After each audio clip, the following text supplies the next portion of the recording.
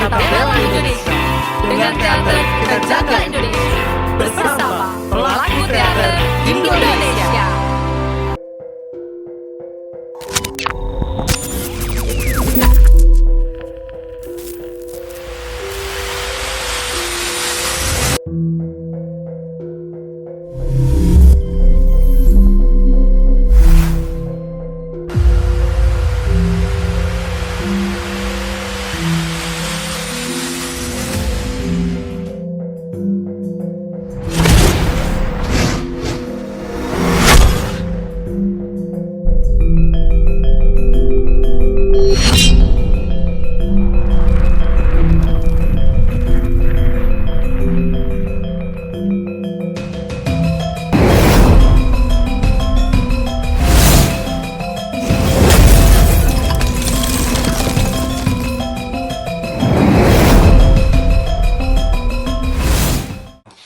Assalamualaikum warahmatullahi wabarakatuh. Selamat malam, salam sejahtera, Om Swastiastu, Namo Buddhaya, salam kebajikan. Rahayu, rahayu, rahayu, salam budaya, lestari budaya. Saya Paduca Rahma Pritami dari Riau Braksi Studio Seni Peran selaku pembawa acara di hari kedua. Hari ini Jumat tanggal 16 September 2022, Parade Monolog Nasional Pelaku Teater Indonesia Pamonaspati kedua tahun 2022. Sebuah kehormatan dan kebahagiaan sekaligus kebanggaan bagi saya diberi kesempatan untuk memandu acara yang luar biasa ini di kanal YouTube Pelaku Teater Indonesia. Semoga kita selalu diberi kesehatan dan kebahagiaan untuk bisa terus berkarya. Pamonaspati kedua tahun 2022 menyajikan pentas monolog terbaik dari seluruh penjuru Nusantara. Diselenggarakan oleh Yayasan Pelaku Teater Indonesia yang didukung sepenuhnya oleh Direktorat Pembinaan Tenaga dan Lembaga Kebudayaan, Direktorat Jenderal Kebudayaan, Kementerian Pendidikan, Kebudayaan, Riset, dan Teknologi Republik Indonesia. Pada hari ini, kita akan menuju ke Bengkulu, yang akan menampilkan monolog dari Sanggar Ruang Rupa Metamorfosa Kepahiang Delegasi dari Korda Bengkulu. Setelah pentas monolog ini, nanti akan ada diskusi bicara karya bicara di ruang Zoom Meet. Sinopsis. Hati yang meracau adalah sebuah naskah yang digubah dari cerpen berjudul The Telltale Heart. Kadang diterjemahkan menjadi jantung yang terus berbicara. Poe dengan semua keindahan dan pengaruhnya terhadap perkembangan sastra dunia menulis naskah ini dengan mencoba menyampaikan teror. Teror, kegilaan, bicara dengan diri sendiri, serta landscape yang surrealis. Sejak awal, kita diminta untuk mencurigai si aku sebagai seorang pembunuh berdarah dingin yang memutilasi korbannya, memotongnya hingga berkeping-keping. Namun, kemudian ada banyak hal yang janggal, membuat kita seakan-akan digiring untuk mencurigai bahwa kejadian mengerikan ini hanyalah khayalan. Semua panca inderanya sensitif dan ia membenci orang tua tempat ia tinggal. Ia entah kenapa mengumulasikan rasa bencinya hingga berlipat-lipat dan akhirnya membunuh orang tua malam tersebut. Mari kita saksikan hati yang meracau, sanggar ruang rupa, metamorfosa, kepahiang delegasi dari Korda Bengkulu. Selamat menikmati.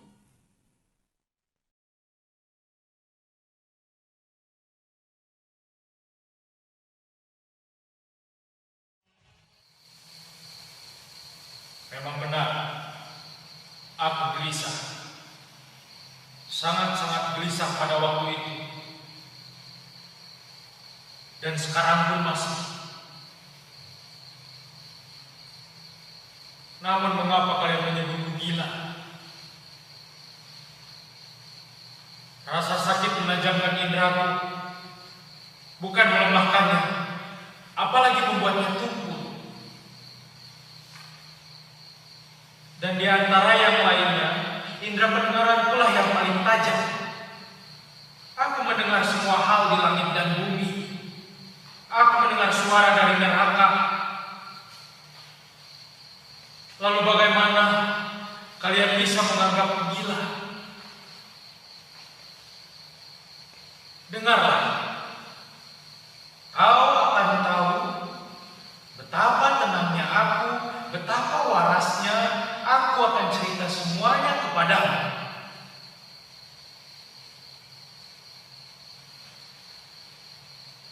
Sulit menceritakan bagaimana mula-mula gagasan itu bisa menyusup di benakku.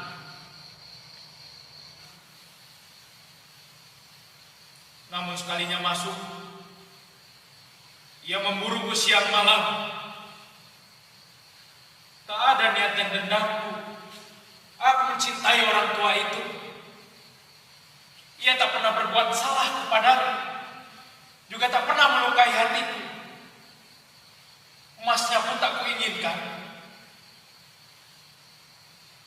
Kupikir yang menjadi permasalahan adalah matanya. Ya, matanya. Salah satu kalau matanya menyerupai mata burung pemangsa, mata yang biru dan berselaput. Setiap kali ia menatapku dan aku merasa beku, dan sedikit demi sedikit, secara berangsur-angsur, aku membulatkan hatiku untuk membunuhnya agar aku terbebas dari mata burung pemangsa itu selamanya.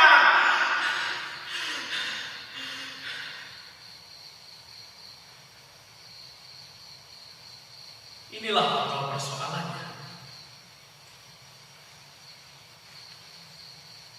Kau menganggapku gila.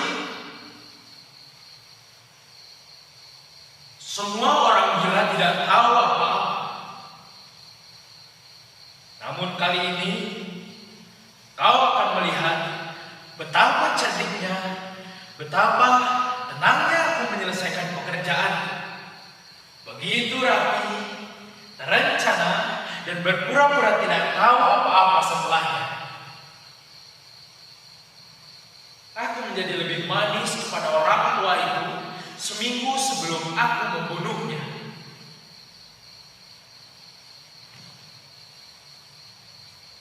Setiap malam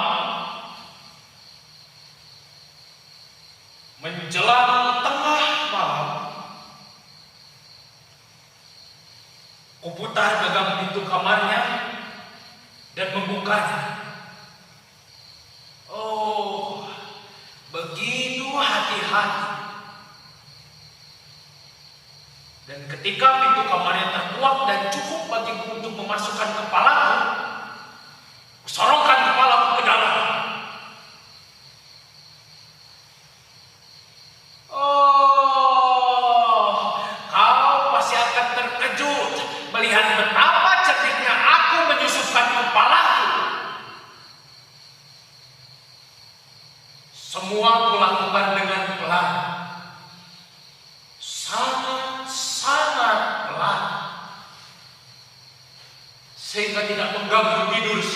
tua itu. Kuperlukan 1 jam untuk menempatkan posisi para sebaik-baiknya di celah pintu, sehingga aku bisa leluasa menyaksikan orang tua itu berbaring di ranjangnya.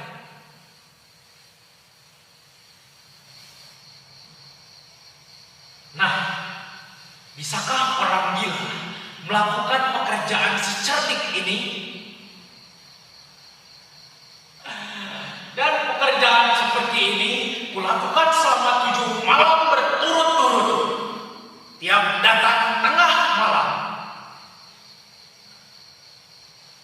Namun, selalu kujumpai mata itu tertutup, sehingga mustahil bagiku untuk melanjutkan rencanaku. Sebab bukan orang tua itu yang membuatku marah, tapi matanya. Di pagi hari, saat fajar tiba, sengaja mendatangi kamarnya. Kuajak ia bercakap-cakap. Kusapa namanya dengan penuh semangat dan kutanyakan, apakah tidurnya enak semalam? Dengan begitu, kau tahu, diperlukan kecerdasan tertentu bagi si orang tua itu untuk menduga bahwa aku selalu datang ke kamarnya tepat pukul 12 untuk selalu mengamatinya ketika ia tertidur.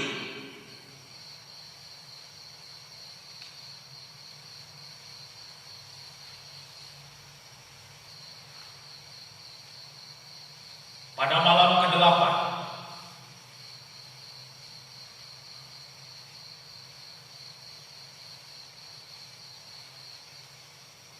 aku membuka pintu lebih hati-hati ketimbang malam-malam sebelumnya. Jarum menit jam dinding pun berdetak lebih cepat ketimbang gerakan tangan. Baru pada malam itu, aku merasakan begitu besarnya kekuatanku, begitu cerdiknya akalku. Hampir aku tidak bisa menahan luapan perasaan menangku. Membayangkan diriku sendiri sedang membuahkan pintu, sedikit demi sedikit. Dan orang tua itu bahkan tidak pernah berhayal tentang apa yang kulakukan dan apa yang kupikirkan. Aku tergeletak dalam lintasan pikiran ini. Dan mungkin ia mendengar suaraku, sebab tiba-tiba ia menggerakkan tubuhnya seperti orang terkejut. Sekarang kau pasti berpikir bahwa aku akan mundur.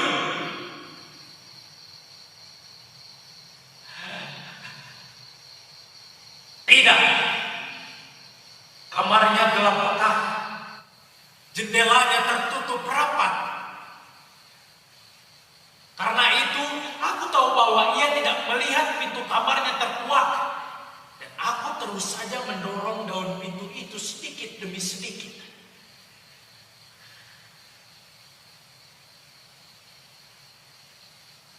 Aku menyusupkan kepalaku ke celah pintu. Dan tiba-tiba, si orang tua itu bangkit. Ia bangkit dari ranjangnya. Siapa itu? Aku mematung di tempatku dan tak mengeluarkan sepatah pun kata.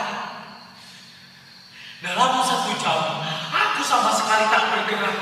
Dan selama itu pula, aku tidak mendengar ia merebahkan tubuhnya lagi. Ia tetap duduk di ranjangnya dan mendengarkan.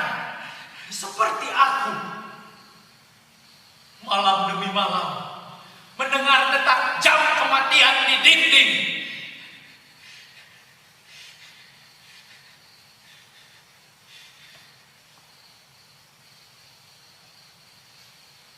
Tiba-tiba,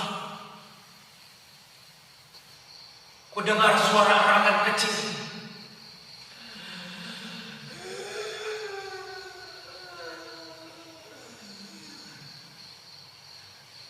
Dan aku tahu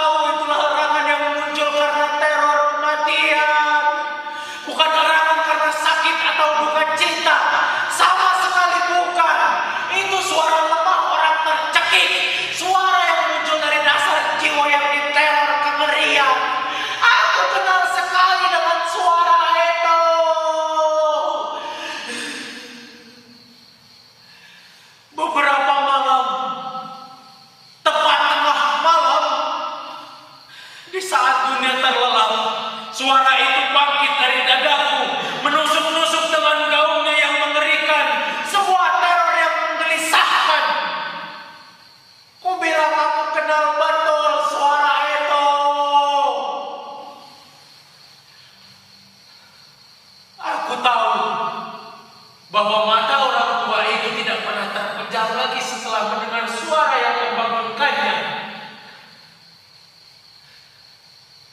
Rasa takutnya tumbuh semakin besar. Ia mencoba menenangkan diri tapi tidak bisa. Ia yakinkan dirinya sendiri tidak ada apa-apa. Hanya angin di cerobong asap, hanya tikus yang merayap, atau hanya jangkrik yang mengerik. Ya, ia mencoba menenangkan diri dengan dugaan-dugaan seperti itu. Tapi sia-sia. Sebab maut yang menguntit-nya diam-diam kini telah mengepung korbannya dengan bayang-bayang hitam.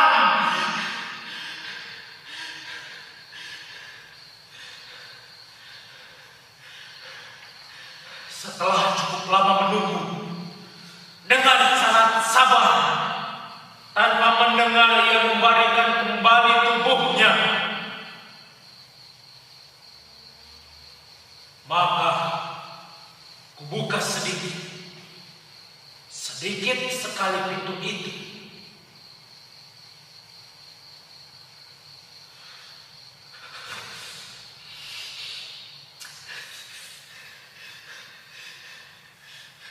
Mata itu terbuka, begitu lebar, dan amarahku bangkit melihat mata itu terbuka. Jelas sekali kulihat mata biru yang berkabut dengan selaput yang mengerikan yang menusuk hawa dingin di sumsum tulangku. Namun sama sekali tak kulihat wajah orang tua itu, sebab seolah dibimbing oleh naluriku.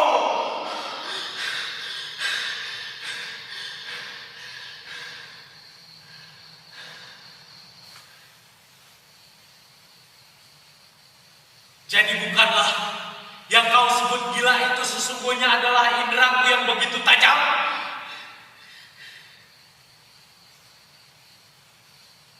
Sekarang aku mendengar suara yang lemah, samar-samar berdetak dalam tempo cepat, seperti detak jam yang terbungkus kain. Aku kenal betul suara itu. Ialah bunyi detak jantung orang tua itu.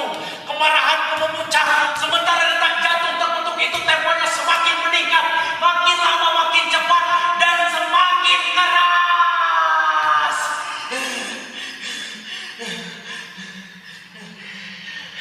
Tiba sudah bagi si tua itu. Aku melompat ke kamarnya. Dalam sekejap aku menyeretnya ke lantai dan membekapnya dengan kasur tebalnya.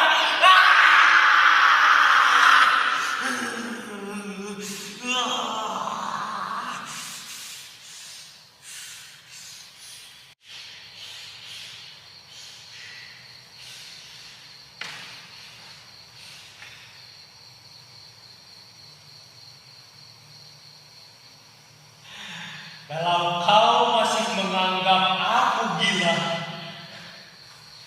anggapan itu tak mungkin berlaku lagi bila melukiskan apa yang kulakukan untuk menyembunyikan mayatnya. Malam larut dan pekerjaanku kebut, namun tanpa suara.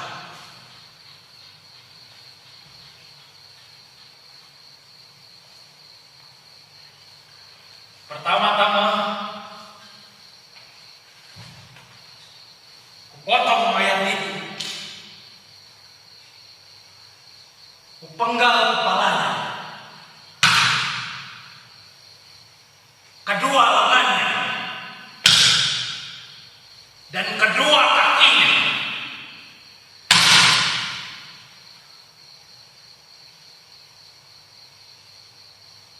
Kemudian kubongkar 3 bilah papan lantai kamar itu dan kumasukkan potongan-potongan tubuhnya ke dalam rongga di bawah lantai kamar. Setelah itu kukembalikan lagi papan lantai seperti semula. Begitu sepele, begitu rapi sehingga tak satu pun mata, termasuk mata si tua itu, yang menemukan adanya kejanggalan. Tidak ada yang perlu dicuci, tak ada ceceran noda apapun, tidak ada bercak darah sekecil apapun.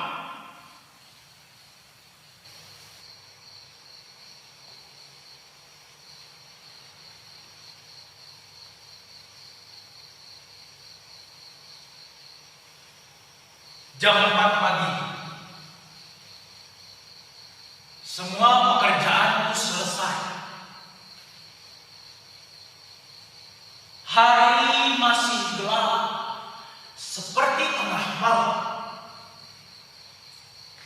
Bersamaan dengan dentang lonceng jam, terdengar ketukan di pintu depan.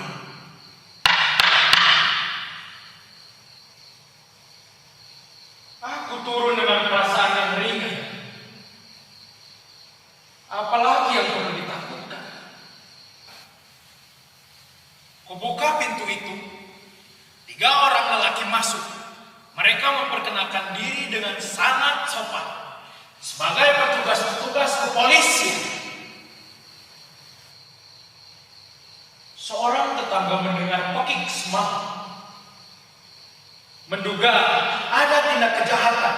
Ia kemudian melapor ke kantor polisi dan mereka, para polisi itu, ditugasi untuk melakukan penyelidikan atas kecurigaan si tetangga.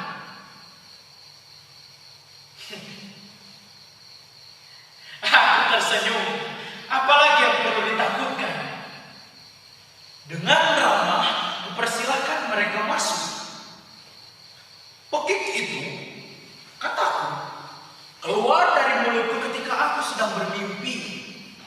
Dan kujelaskan pada mereka bahwa si orang tua itu sedang ada di luar. Lalu kubawa mereka melihat-lihat seisi rumah.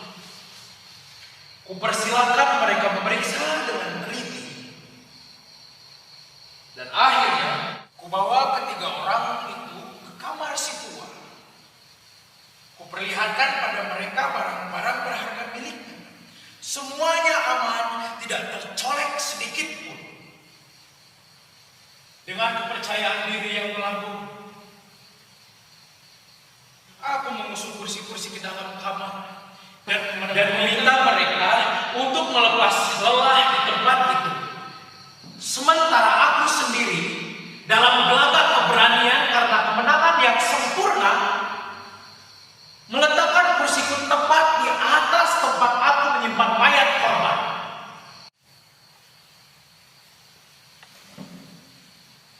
Para petugas merasa puas. Perlakuanku meyakinkan mereka. Aku sendiri merasa tenang. Mereka duduk dan sementara aku menjawab pertanyaan-pertanyaan dengan keseharian yang remeh.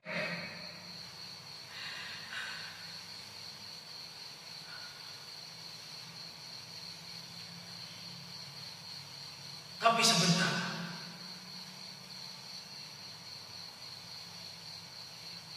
Kemudian aku merasa parasku memuncak dan berharap agar mereka segera pergi. Kepalaku pening dan aku merasakan deri di telingaku. Namun mereka tetap duduk dan bercakap-cakap. Dering itu menjadi lebih jelas, terus-menerus dan makin jelas. Aku bicara lebih keras untuk mengusir perasaan itu. Namun dering itu terus saja dan makin pasti. Sampai akhirnya aku sadar bahwa dering itu bukan dari dalam telingaku. Parasku. Aku yakin parasku makin memuncak. Namun bicaraku lebih fasih dan lantang. Tapi suara itu bangkit. Apa yang bisa kulakukan? Ku dengar suara lemah, samar-samar dan berdetak dalam tempo cepat, seperti detak jam yang terbungkus kain. Nafasku tersengal. Namun para petugas itu tidak mendengar bicaraku. Bicaraku yang lebih cepat dan lebih meyakinkan. Namun bunyi keparat itu makin kuat. Aku bangkit dan mendebat segala topik pembicaraan yang sepele dalam nada tinggi dan gerak tubuh yang kasar. Tapi bunyi itu terus menguat. Mengapa mereka tidak mau pergi? Aku mondar-mandir dengan langkah yang panjang dan menghentak, seolah-olah merasa terganggu oleh pemeriksaan yang mereka lakukan. Tapi bunyi keparat itu terus menguat. Ya Tuhan, apa yang bisa kulakukan? Aku meradang, aku meracau, aku mengutuk. Kuangkat kursi yang kududuki dan melompat ke lantai. Namun kegaduhan yang ditimbulkan tertelan oleh bunyi keparat yang terus menguat itu. Suara itu makin kencang.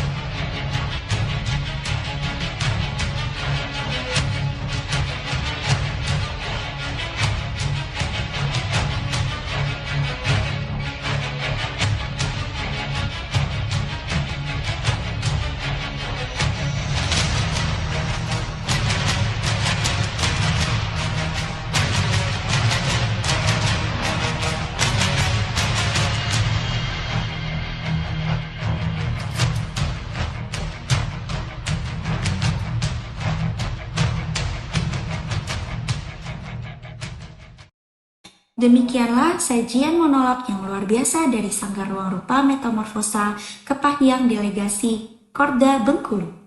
Semoga monolog tadi dapat menambah asupan gizi batin kita dan menambah semangat kita untuk terus berkarya. Kita sudah di penghujung acara. Besok kita akan bertemu lagi di jam yang sama di kanal YouTube Pelaku Teater Indonesia. Besok kita akan menuju ke Nusa Tenggara Barat yang akan menampilkan monolog dari Teater 16 Lombok Timur. Dan akan dipandu oleh host kita, adik Ilmira Latifa dan adik M. Ahyat Fatawi dari Nganjuk. Saya ingatkan sekali lagi, acara kita akan disambung langsung dengan diskusi bicara karya bicara dengan moderator kita, Bapak Wilfi dari Riau, dengan narasumber Ipeng Rasja, pimpinan produksi, dan Mufi Miftahul Fikri sebagai aktor. Silakan masuk ke ruang Zoom Meet dengan link yang sudah dibagikan di WA Grup Pelaku Teater Indonesia. Jika ada salah kata dan sesuatu yang tidak berkenan, mohon keikhlasannya untuk memaafkan. Saya Paduci Rahma Pritami dari Riau Braksi Studio Seni Peran, mohon undur diri. Mutiara yang paling indah adalah mutiara yang kita ambil sendiri dari lautan. Wassalamualaikum warahmatullahi wabarakatuh. Salam budaya, sampai jumpa.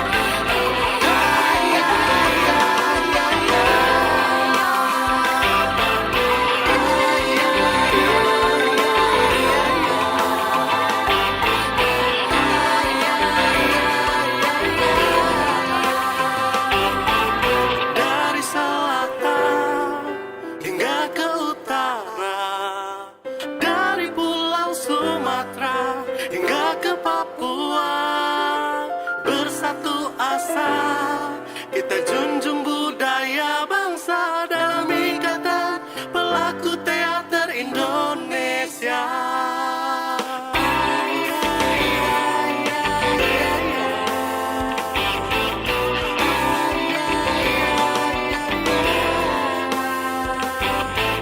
Bersatu kita ciptakan keindahan bersama dalam kehidupan, menjaga kebudayaan, menjunjung tinggi rasa memanusiakan manusia, bersatu dalam Pelaku Teater Indonesia. Berteriaklah, jangan pernah kau menyerah. Di teater kita belajar tak kenal lelah. Tetap berdiri seperti sang matahari. Semangat tak pernah berhenti mencintai negeri ini. Dengan teater kita bela Indonesia, dengan teater kita jaga Indonesia, bersama Pelaku Teater Indonesia.